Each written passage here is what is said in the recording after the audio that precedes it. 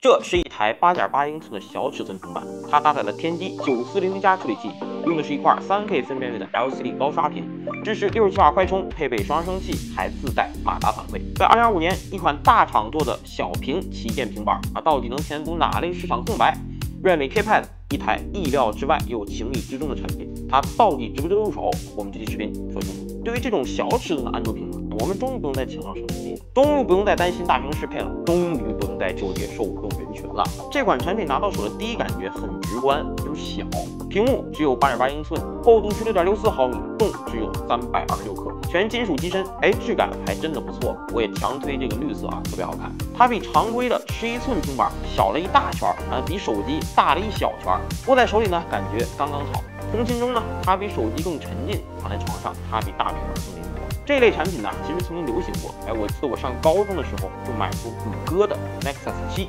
后面呢入手了 iPad mini。但在今天其实大多数厂商都放弃了这条路，平板都做得越来越大，手机也越来越重。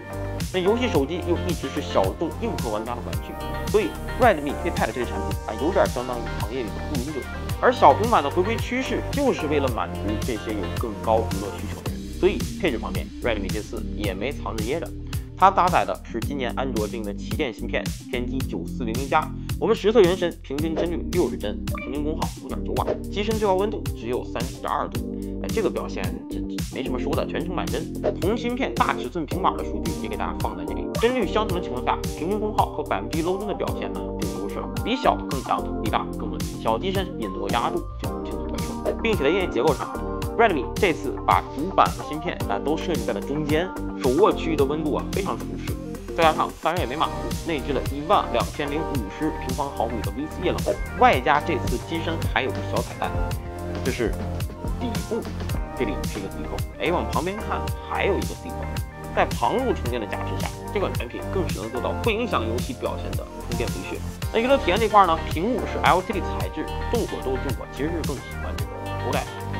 不过 Redmi 这块 LCD 的观感体验不错，3008×1880的分辨率，403 dpi，支持165赫兹的闪存，峰值亮度600多尼特。更难得的是，它是12比特色身，还支持杜比 Vision 和 HDR/VV。那我不知道在看视频的朋友呢，还有没有 LCD 回炉的？但这块屏幕呢，我帮各位看了看，可视角度这块斜45度也没有明显的泛白衰减。唯一的遗憾在我看来呢，就是4边没有等宽了。对比 iPad mini， 其实 KPad 的边框是更窄的，只不过额头下巴还是会比两边稍微宽一点点。那作为一台看起来舒服的娱乐平板，听起来的音效呢，当然也不能二话KPad 配备的是双2016对称讯扬声器，它还内置了2颗0815X 轴线型马达，这个在平板里非常少见的。打字时的震动呢也不很跟手，比起大部分毫无反馈的平板，这台 KPad 能提供更多一些的爽感。玩这款产品其实给我的感觉呢很爽，就我不用点开设置里的平板专区研究澎湃 OS 有没有加什么针对大屏优化的新功能，也不用费劲巴力担心哪个应用不开对，